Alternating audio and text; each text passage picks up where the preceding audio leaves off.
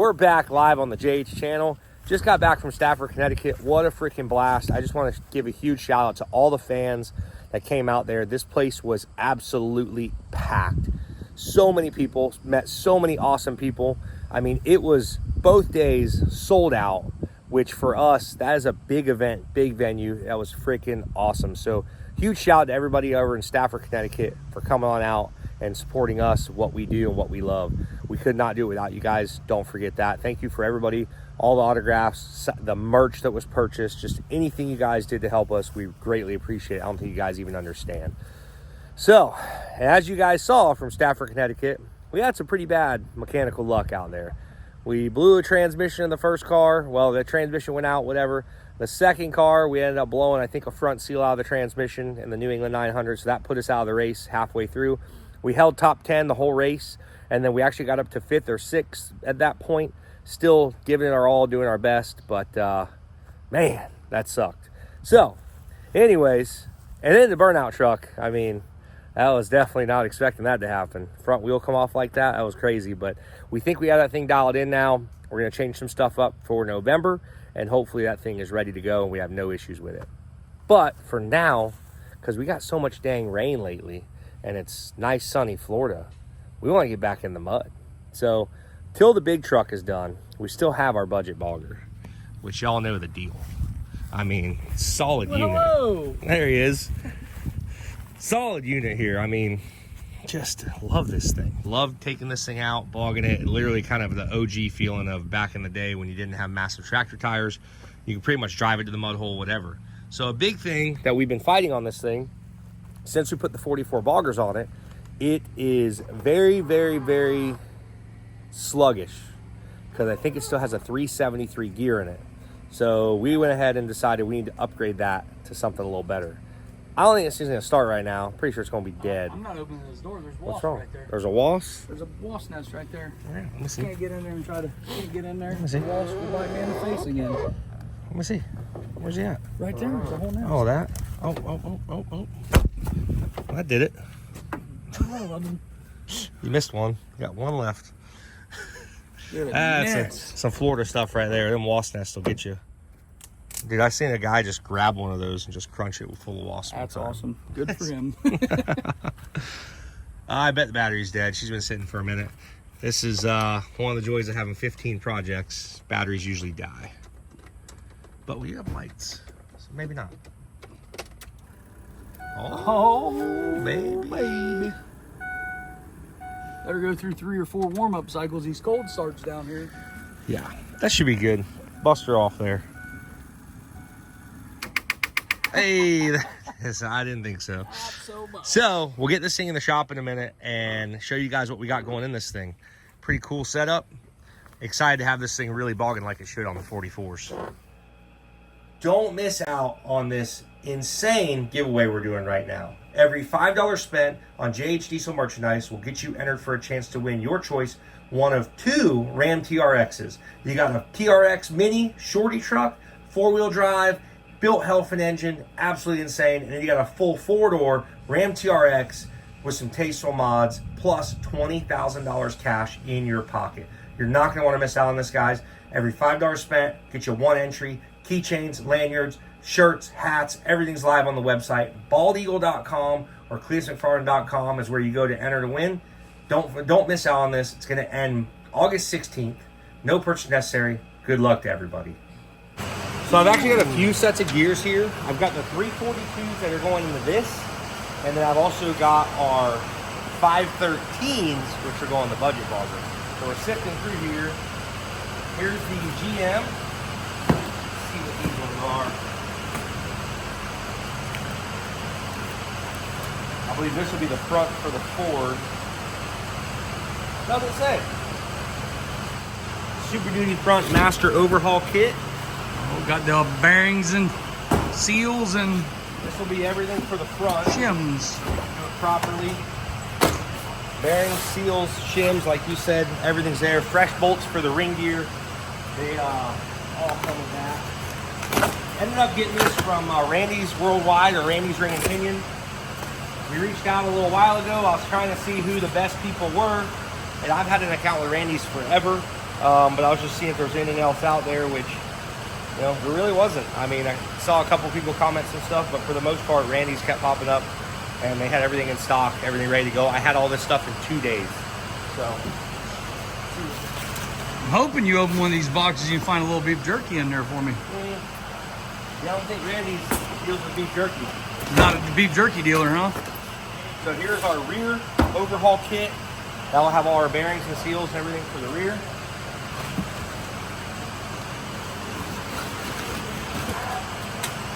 This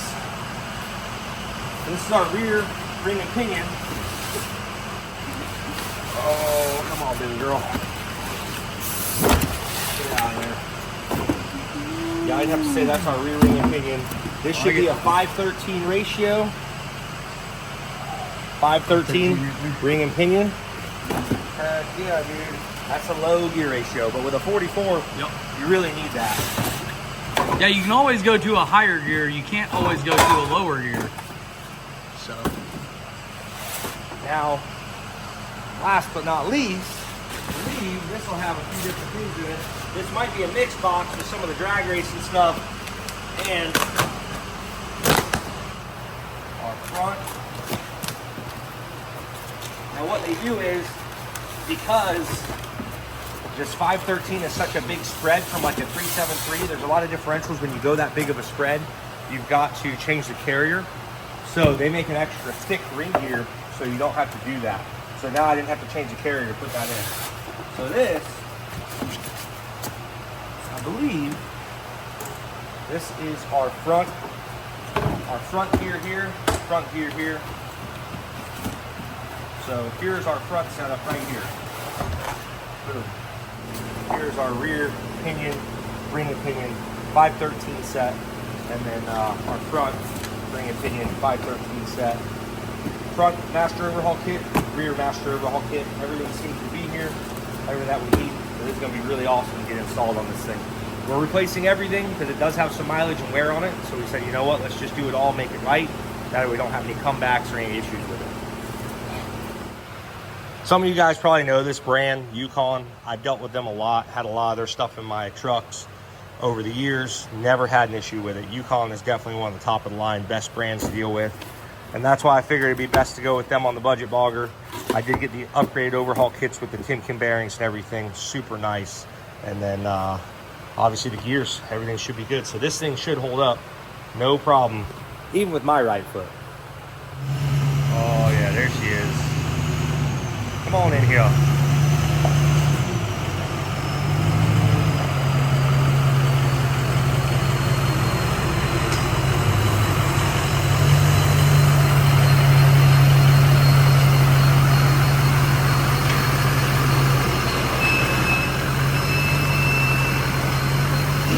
Big old girl.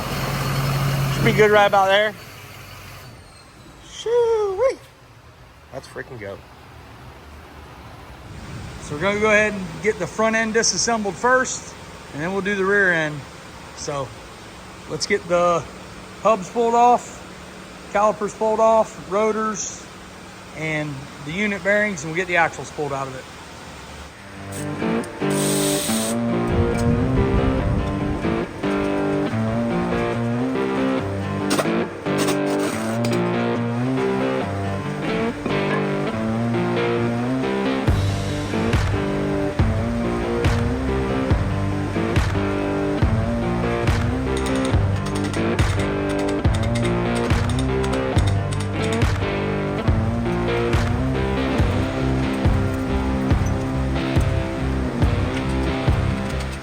This axle's out. I had a little bit of a hard time. There's a rubber seal that goes in here. I had a little bit of a hard time getting the axle to pop out yesterday.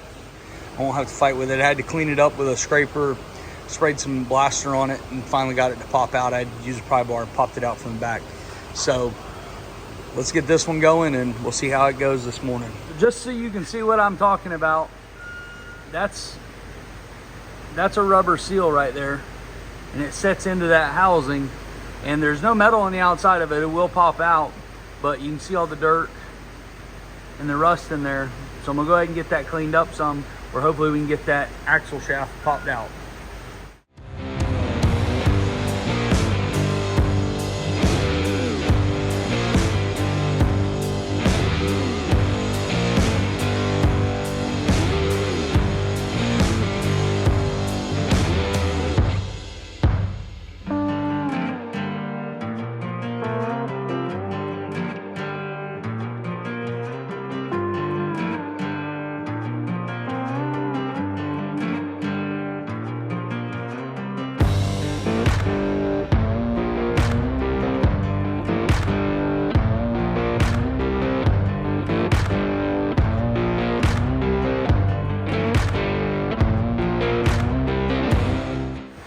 That's that lip or that edge that that seal rides on.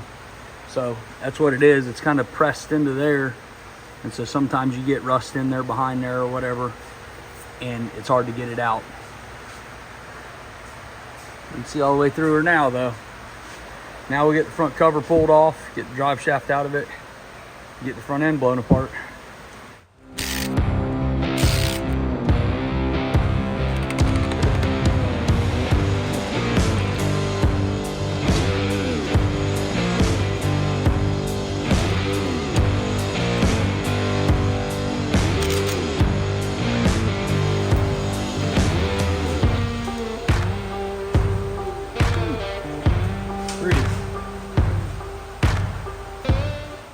Nice and clean. We'll probably save that alone, put it back. Make sure we get the bearings broken real good with that. Pretty common for a mud bogging truck, that's for sure.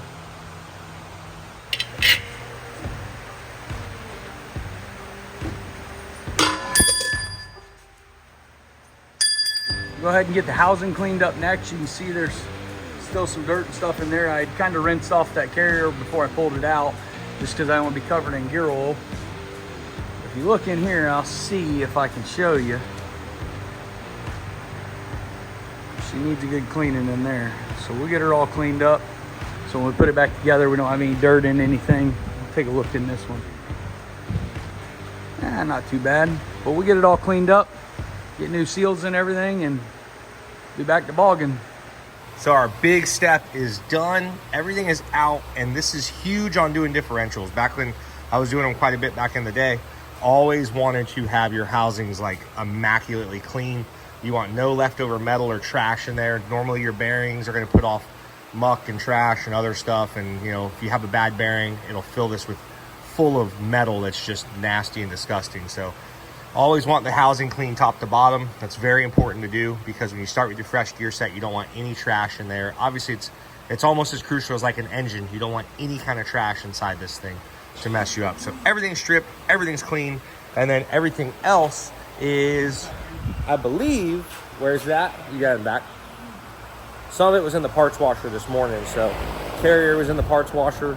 Got it all out. Still in the parts washer, but here's carrier. So at this point, ring gear's coming off. We're gonna basically get that thing out of the way, get some Loctite on the new bolts. And every time you buy a ring and pinion set, every time you buy an overhaul set, it's gonna come with brand new ring gear bolts. It's gonna come with a brand new seal, all brand new pinion bearings, carrier bearings. You're gonna come with a pinion nut, and then your crush sleeve is probably right there. You get 2 crush sleeves. Right. Oh, does it come with 2? Yep. Oh wow, there's your 2. Yeah. So we used to not come with 2 crush sleeves back in the day. They would only give us 1, so we would just use the old crush sleeve. Actually, we wouldn't use a crush sleeve for setup. We would literally just use it with no crush sleeve, and then you would set it up for your backlash, and then you would basically take it all back apart, put it back together, and put a fresh one in it. So we are going to leave an open diff in the front. There's no reason to lock the front diff. We're going to leave it open. There's nothing wrong with it. I didn't want to install a locker and stuff in it. If somebody wants to do that later on, they can. But I think just the gear swap is going to be huge. I like leaving my front end open. I thought about putting a better, like an e-locker or something in there, but the price was just quite a bit, so I didn't really see the need for it. So we're going to get this thing done and get the gears all set up in there, which you guys will see, and hopefully get the front end back together when we start on the rear.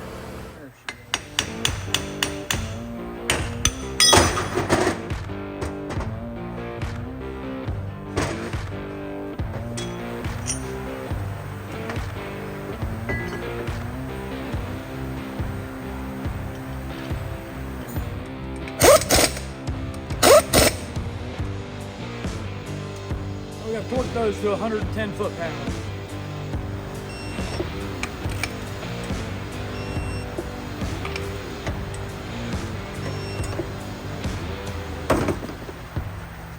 We're gonna put our carrier bearings back on it. You see I've got 2 bearings on this, or two thick washers on this side, or shims, and a thin shim. So we're gonna make sure we put that back on that side. We're gonna put our bearings back on it, and that's where we're gonna start. I got the shims off the other side here, and I've got 1 thick one and 1 thin one. So we're gonna put the bearings back on it and start there when we set the carrier and see what we got. If we have to re-shim it, then that's what we'll do.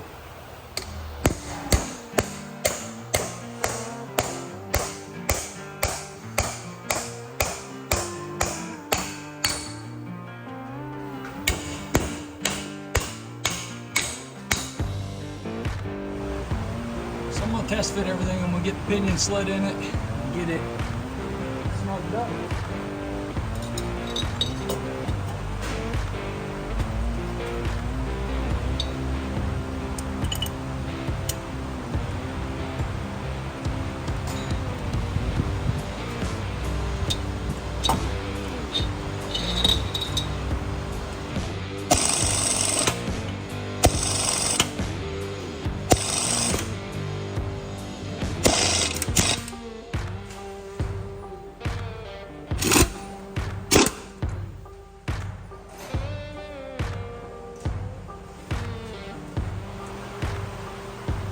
A little loose, that's about 10. It says 17 to 30.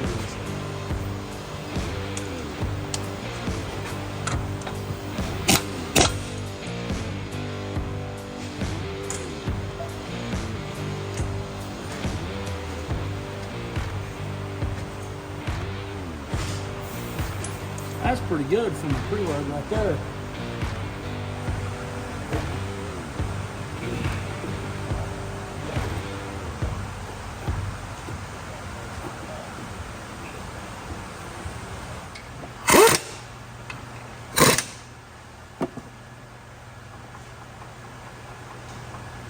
See how the pattern is, but they feel pretty good.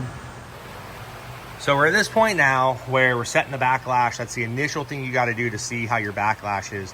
What the backlash is reading is where you need to put your carrier to the pinion. So basically, this thing should move a little bit, as right now, you see it's sitting about, go back to 1, so you're about 1 thousandths there, and then move it.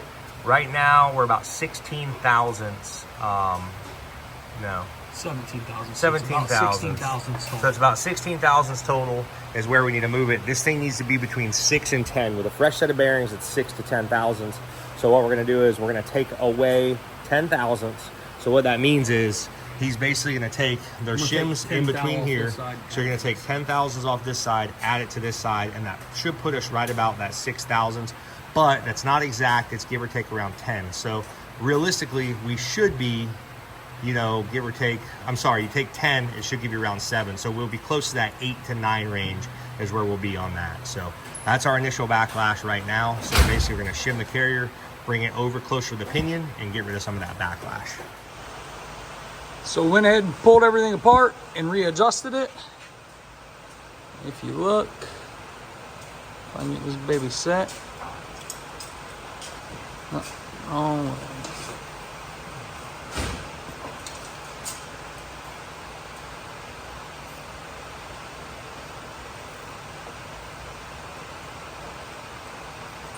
You can see we were going for 6 to 10 thousandths. That's 10, that's 16. So we're right at 6 thousandths.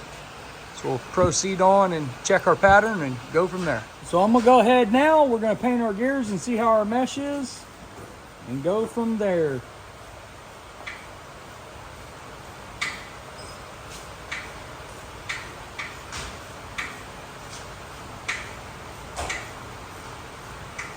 So now that I have our paint on there, I'll go ahead and run the ring gear both ways and make sure the pattern on the top and the bottom of the teeth is good.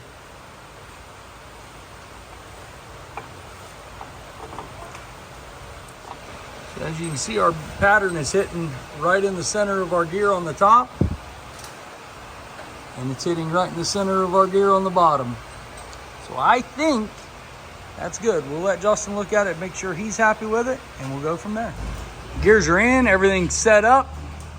We're gonna go ahead and get the front cover back on it, and I'll start putting the knuckles and the axles back in it.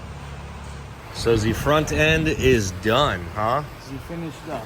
All right, so completely done, back reassembled, 513s are in it. Everything is done. Everything looks good, everything's clean. Pattern went great, as you guys saw. Backlash was good. Preload was good. We got that all set perfectly. Everything was good. We ended up using preload shims, not crush sleeve. They changed that up on those pinions. So front end is done. Now, obviously, if you do the front, you got to do the rear to match. So now we're going to the rear here, which is a little easier to do because the whole front end doesn't have to come, or the whole rear end doesn't have to come apart. Basically, this is a full floating rear end. So what a full floating rear end means is the axle gear lube flows all the way down through the axle and it lubricates the bearings down here. And what that means is this is all one unit. So basically, instead of having to pull wheel bearings and hubs and calipers and rotors and all that stuff off, it's as simple as undoing these 8 bolts and the axle just pops out. So we'll show you how that works. So once that's popped out and your dry shaft is connected, now you're just working on the differential. It makes it a lot easier. Obviously the rear end is a lot bigger. It's 10.5, and you know, it's just a lot bigger parts, but like I said, gear ratio will be the same and be a little bit easier to do, I think. So we'll start getting the cover pulled off, see how everything looks. We actually welded this when we first got it. So this rear end, the carrier's already welded, and we weren't sure what route we were going with it, but now we know. And so off with the cover goes, and with the new gears, we'll get them set up. Should be a lot less time on the rear end than the front end.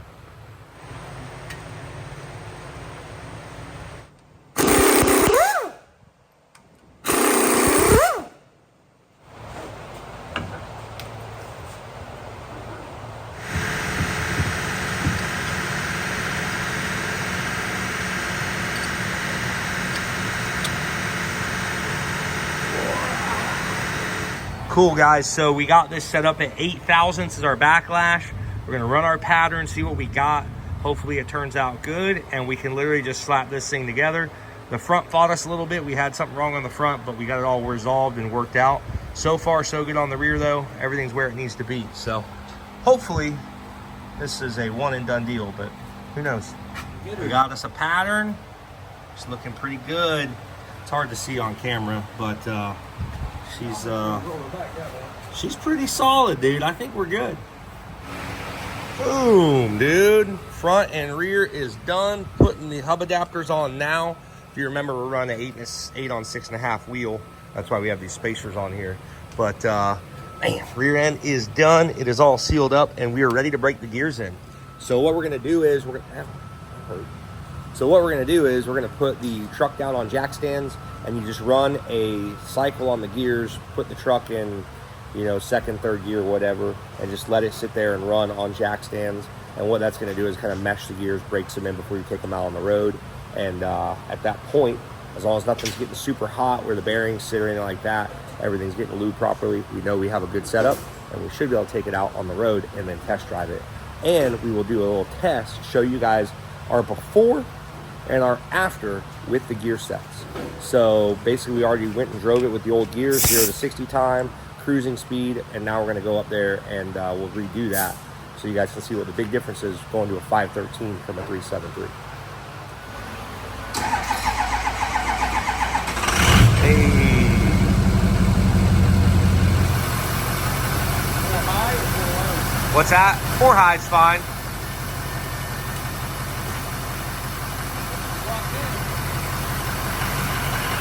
You would drive?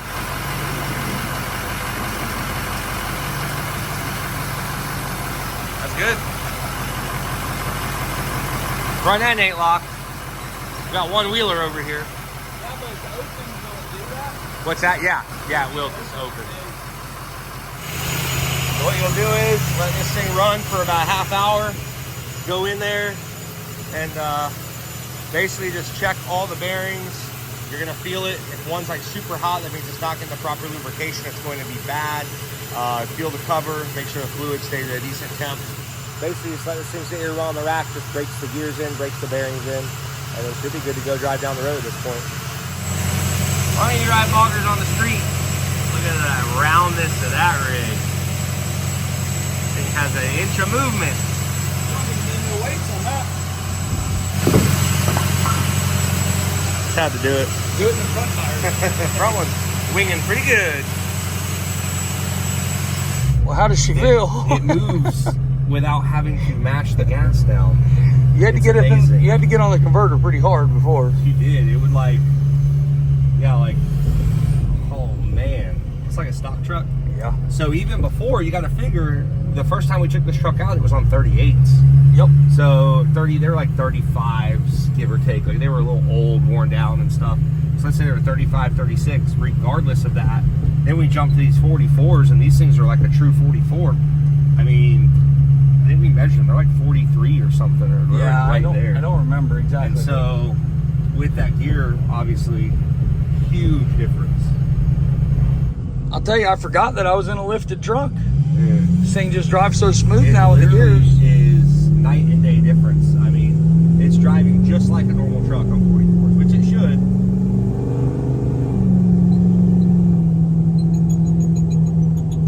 Still a little bumpy. Tires are a little out of I don't think like that. the 2-inch hop in the tire is probably what's causing I think that's what it is. I think so. Huh. I have a feeling. I think you're probably right. So what we're doing right now is we're going to get it up to 55 mile an hour, which is what we had the other one to, and we're going to check our gear. It might actually shift into fifth automatically. We'll see what it does, but there's a good chance it shifts into fifth gear.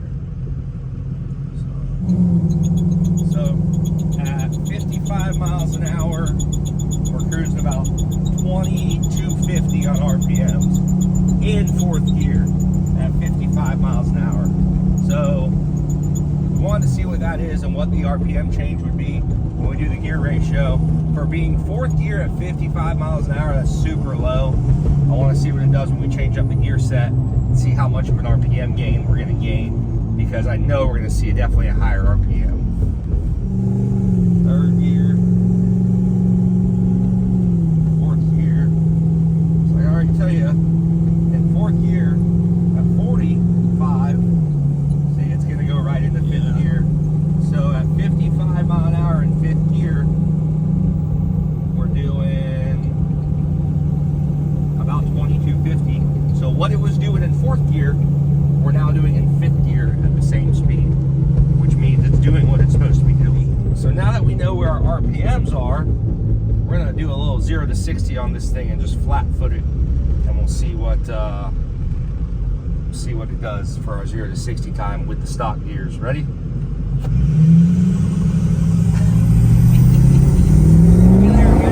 Smoking the tires though.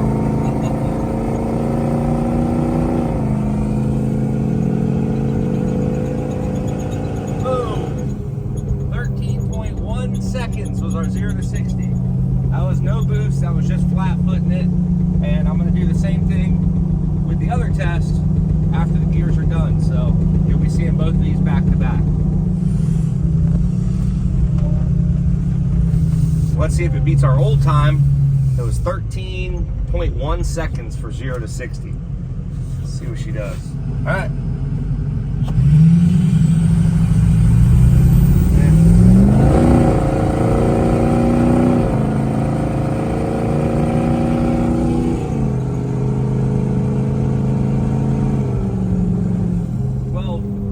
Seconds. It really was really sluggish Yeah. on the line on that one. I don't think it was that sluggish. It really took a long time to Let me see light. what it does here. Yeah, I think that thing was, that sucker like just sat there. All right, we'll try it one more time.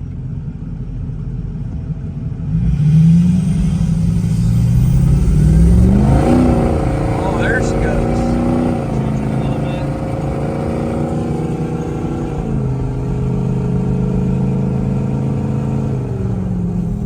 Shaved about a second off. Yeah. About a second, but I still feel like it's super laggy down low for some reason. Oh well. Now we gotta take this thing and we gotta bog it and see what it does in the bog hole, because I was having to pretty much run 4 low everywhere before to get this thing to get out of its own way. I'm glad we went with the 513s. We almost went with the 488, but then we realized it had a 373 in it instead of 355. We went ahead and said, let's go ahead and go with the 513s, because it's still, I mean, you know, I can see how it can be a little doggy if not.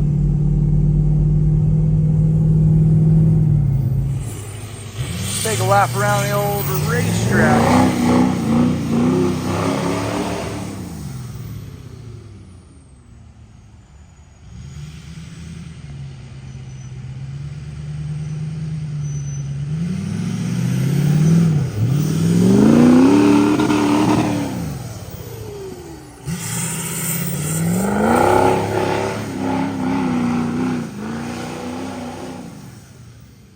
tire's pretty good now.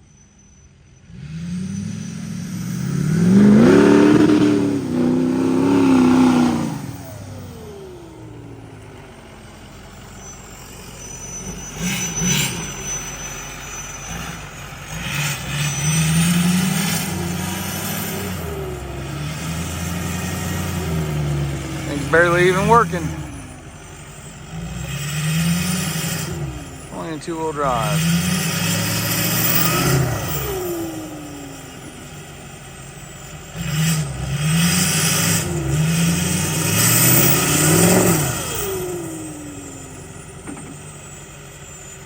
I have to do another stuck video.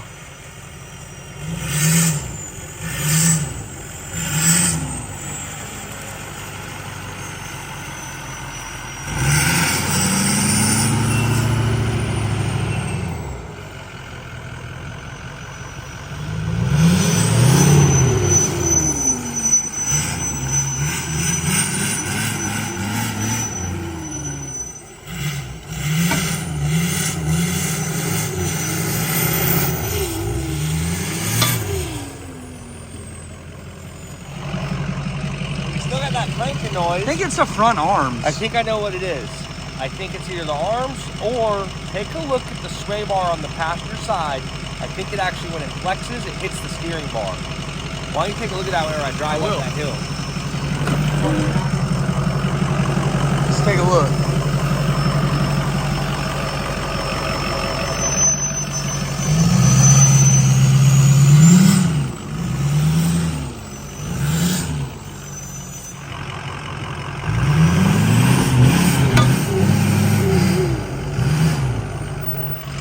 I don't know what that noise is. It seems like it just flexes so hard it like binds up real bad somewhere, but we're not seeing it. Maybe it's the 3-link arms because there's still a 3-link setup, like the radius arm style instead of a 4-link. So maybe they're binding up real bad and it makes a pop. All I know is we're gonna send it. It is what it is. When it breaks, we'll know what it was. When it breaks, we'll figure it out.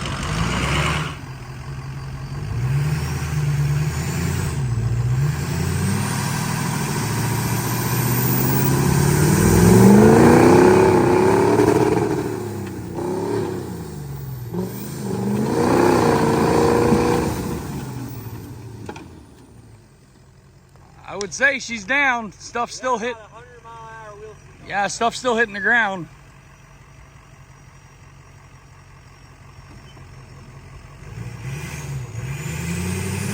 Yeah, wheel speed is about 100. Oh my God.